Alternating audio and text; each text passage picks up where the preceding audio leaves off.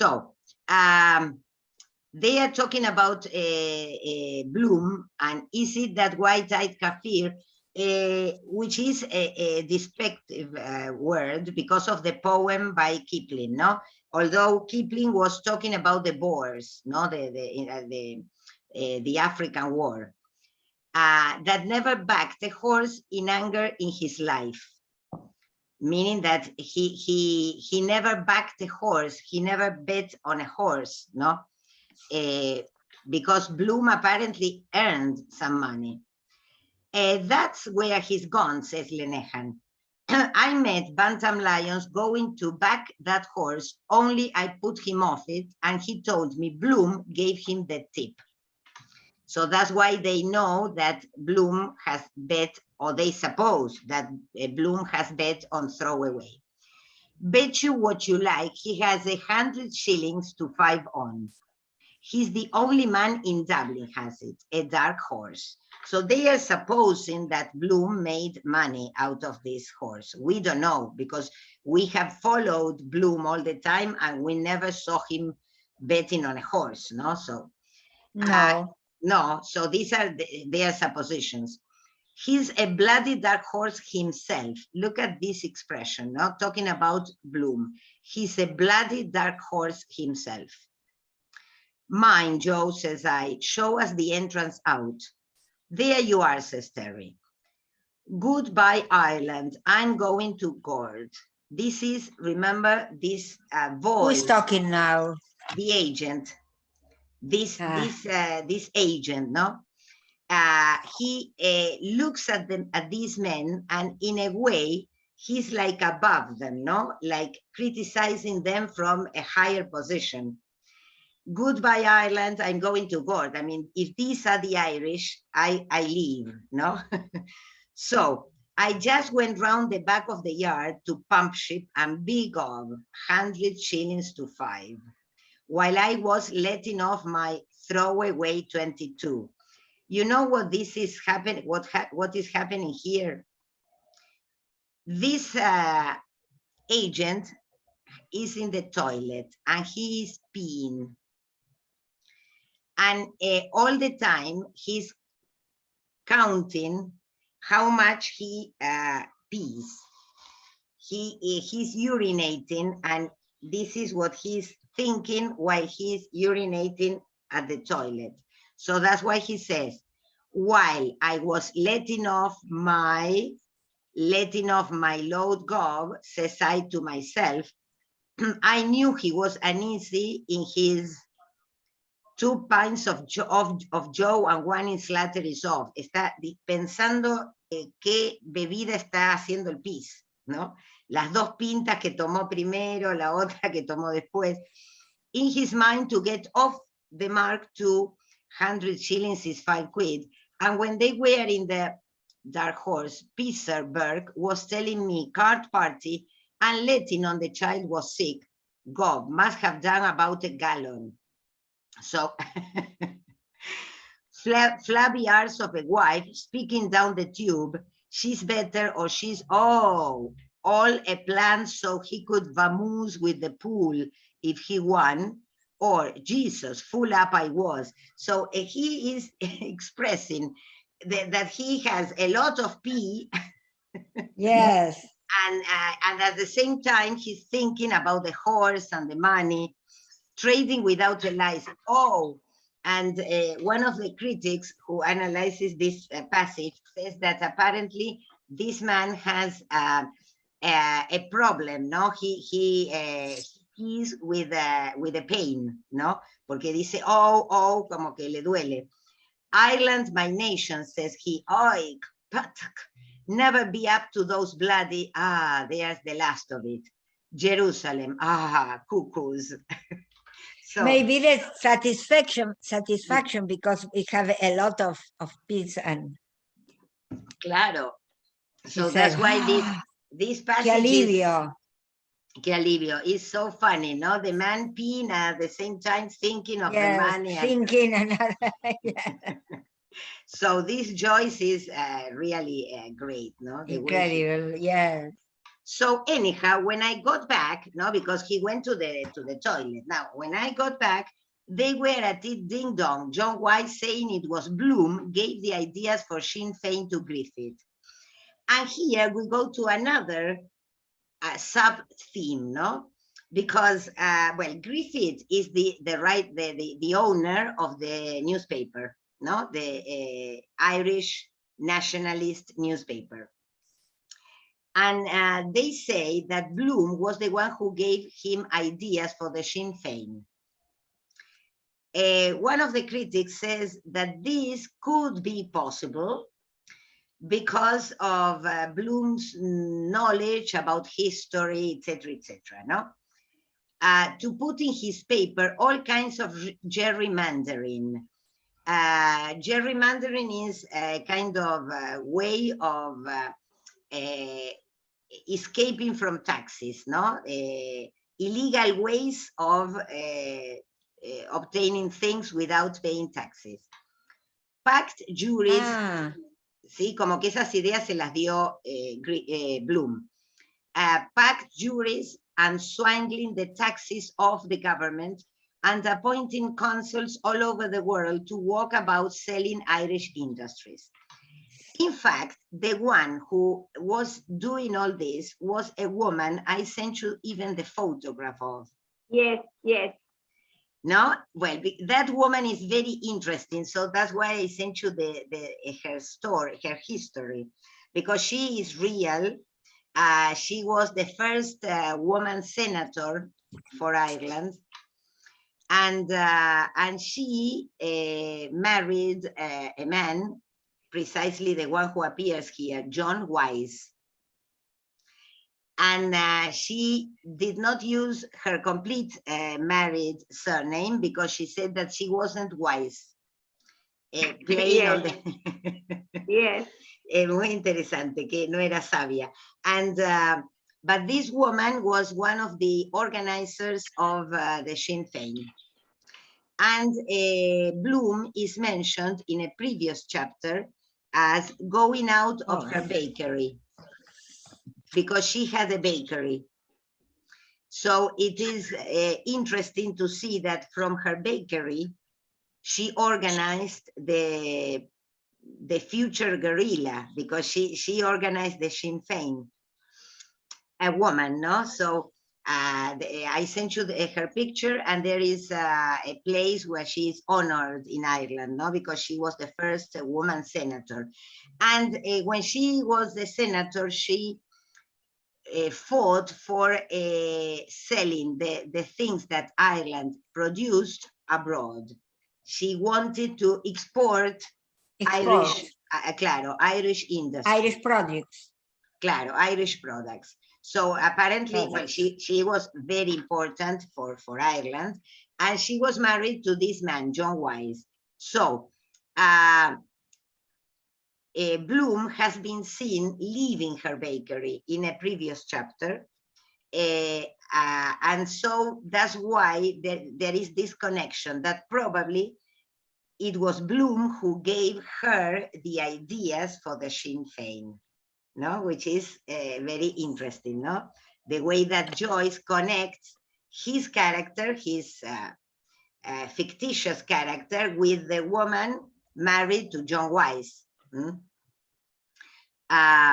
So robbing Peter to pay Paul, and this is this is again a concoction that shows what they are trying to do. No, you rob one saint to pay another saint. To pay another, to another. Gob, that puts the bloody kibosh on it. Oh, old sloppy eyes. This is the poor Bloom, no? Is mucking up the show. Give us a bloody chance. God save Ireland from the likes of that bloody mouseabout. So the way in which they criticize Bloom, no? So how Bloom could be considered a bloody mouseabout, a bloody chance, a bloody kibosh, no? He's very much disliked, although he could be the one who created, in a way, the ideas of the Sinn Féin, no?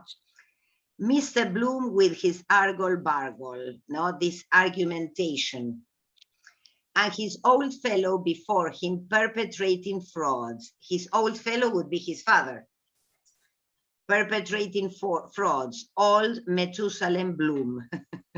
The robbing bagman. A bagman is a man who goes along the street selling things, no? Un vendedor ambulante. That poisoned himself with the prussic acid after he swamping the country with his baubles and his penny diamonds. So they are also criticizing Bloom's father as if he were flooding the country, no? Swamping the country, inundando el país con sus baratijas, with his baubles and his penny diamonds. Loans by post on easy terms. Well, this is the typical idea that people have of Jews, that they give money, yes, they lend money to obtain Interest. an interest. So loans, prestamista. un prestamista, loans by post on easy terms. Any amount of money advanced on note of hand, ¿sí? A sola firma. Distance, no object, no security, no? So you don't have any security, you are not protected. Gob, he's like Lanty McHale's goat that go a piece of the road with everyone. Lanty McHale's goat, I also sent you the information, is como la goat esta que va con uno y con otro. Hay un dicho también en español, como nosotros decimos que, ahora no me sale, que va con, que está bien con Dios y con el diablo. Ese. Lanty McHale's goat that go a piece of the road with everyone, no? So the idea is that this Methuselah Bloom, Bloom's father, was giving money on interest with, I mean, simply on note of hand, and that he was okay with one and with the other, that, you know, that type of person. Well, it's a fact, says John Wise, and there's the man now that I'll tell you all about, Martin Cunningham. So Martin Cunningham appears. Remember that Martin Cunningham is a real character, and he's always been kind to Bloom. He's always presented as somebody who has been kind to everybody. He's different to the other. He's different. Yes, he has different. Another education. Yes, yes. Sure enough, the castle car drove up with Martin on it and Jack Power with him. They come on the castle car. You remember these como carruajes that come from the castle, with Martin on it and Jack Power with him, and a fellow named Crofter or Crofton, pensioner out of the Collector General's. An Orangeman, Blackburn, does have on the registration, and he drawing his pay, or Crawford, gallivanting around the country at the king's expense. So there is this is a criticism passed on people who used their position in the government to take advantage of certain things. For instance, using the castle car. No, they don't pay taxes. Well, more or less what we can say now of judges. Yes, Inés. Claro. Yeah. Los oficiales del gobierno que, bueno, yo qué sé, viajan gratis. Funcionarios. Claro. Funcionarios, ¿sí? Entonces, por eso lo llama, fíjate, an Orangeman Blackburn does have on the registration, and he drawing his pay, cobran del gobierno, or Crawford gallivanting around the country, yes, getting money around the country at the king's expense. So these people are, you know, lo que llamaríamos ñoquis ahora. Our travelers reached the rustic hostelry and alighted from their palfreys. And here we start again with a mock heroic again, as if these men, the ones who come on the Castle card. These are Martin Cunningham, Jack Power, and this man Crofter or Crofton. They are described here as knights, no, medieval knights. They come, they alighted from their palfreys, no, como que bajan de sus carruajes. Oh, varlet, cried he, who by his mind seemed the leader of the party, saucy knave to us. So all the words are taken from medieval literature, no? Because mine is appearance, and knave is, bueno, boy or man, no? So saying, he knocked loudly with his sword hilt upon the open lattice. So as if he were getting down from a carriage or something like that. Mine host came forth at the summons, girding him with his tabard. You remember tabard in the tabard is chaleco, and it's the name of the pub in the Canterbury Tales. I don't know if you remember. The Vanessa will remember. In the Canterbury Tales. Yes, exactly. The pub where they stop to tell the stories, no? The Canterbury Tales is the tabard, que significa el chaleco. Give you then, my master, said he with an obsequious bow. Bestir thyself, Sarah, cried he who had knocked. Look to our steeds y horses. Cuídenme los caballos, como si vinieran en los caballeros, ¿no? En carruaje, sí, claro. And for ourselves, give us of your best, for i-faith we need it. Yes, i-faith, a medieval term, instead of saying in faith, no? Lack a day, good master, said the host. The host is also the character in the Canterbury Tales. Yes. Claro, el que recibe, ¿no? My poor house has but a bare larder, no? Larder is beer. I know not what to offer your lordships. How now, fellow, cried the second of the party, a man of pleasant countenance. So servest thou the king's messengers, Master Taptun? An instantaneous change overspread the landlord's visage. So look at the expression. It is all retold in a medieval language, no? Cry you mercy, gentlemen, he said humbly, and you be the king's messengers. Claro, they are not the king's messengers. They are simply officials of the king who come to the pub, but they are king's messengers here, no?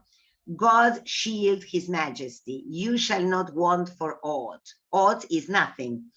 You are not going to you are not going to need anything. The king's friends, God bless his majesty, shall not go a fasting in my house. No, you can eat in my house, I warrant me. Then about, cried the traveler who had not spoken, a lusty trencherman by his aspect, has aught to give us? Mine host bowed again as he made answer. What say you, good masters? To a squab pigeon pasty. I wrote the names, no? Esto es un pichón, no? Como una perdiz. Some collops of venison, yes, venado. A saddle of veal, ternera. Widgeon the crisp hog's bacon. Esto es como un... no me sale, otro animalito de estos... sorry. A boar's head, imagine. This is what Arthur and the knights ate. In the tales of Arthur, they eat the boar's head, la cabeza del boar, del cerdo, ¿no? El jabalí, ¿no? El del jabalí, thank you. Jabalí, claro. I mean, this is not what they are eating in Ireland. This is all taken from the stories of the Knights of the Round Table. It's like a medieval... completely, claro. Yes. With pistachios, eso sí, with pistachios. A basin of jolly custard, a medlar tansy, and a flagon of old Rhenish. Oh, gadzooks, cried the last speaker, that likes me well, pistachios. So, look at the way in which the language is expressed, no? Completely medieval. Yes. Cried he of the pleasant countenance. He of the pleasant countenance. This is also typically medieval, no? Yes. A poor house and a bare larder, quotha, this a merry rogue. So he's laughing because the host has said that his house was poor, but evidently he has a lot of food. So in comes Martin asking where was Bloom. So we go back to reality. This is the end of the medieval situation. Yes. And Martin Cunningham comes asking for Bloom. Where is he, says Lenehan, defrauding widows and orphans. Look at this. Where is Bloom? Defrauding with widows and orphans. Terrible. Isn't that a fact, says John Weiss, what I was telling the citizen about Bloom and the Sinn Féin? That's so, says Martin, or so they allege. Who made those allegations, says Alf. I, says Joe. Joe is Joe Weiss, no? The one we mentioned before, whose wife is the first woman senator. I, says Joe, I'm the alligator. So the alligator, which is also ¿cómo se llama? Yes, it's an animal. It's a ¿Cómo se dice? cocodrilo. El cocodrilo. Yo también soy cocodrilo. Alligator for allegations, no? And after all, says John Weiss, why can't a Jew love his country like the next fellow? Why not, says JJ, when he's quite sure which country it is? Is he a Jew or a Gentile, or a Holy Roman, or a swaddler? This is a Methodist, the Methodist preachers, no? Or what the hell is he, says Ned? Or who is he? No offense, Crofton.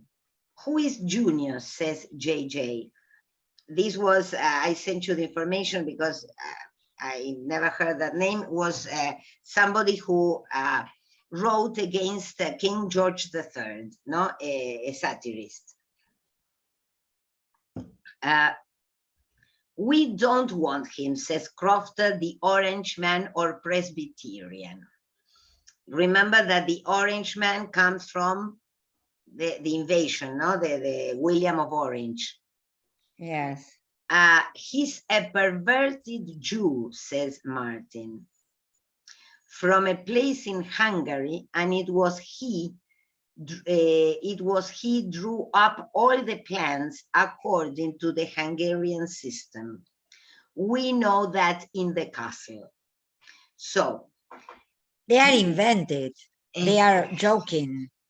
I don't know if they are joking. This is the first time that Martin Cunningham speaks against Bloom.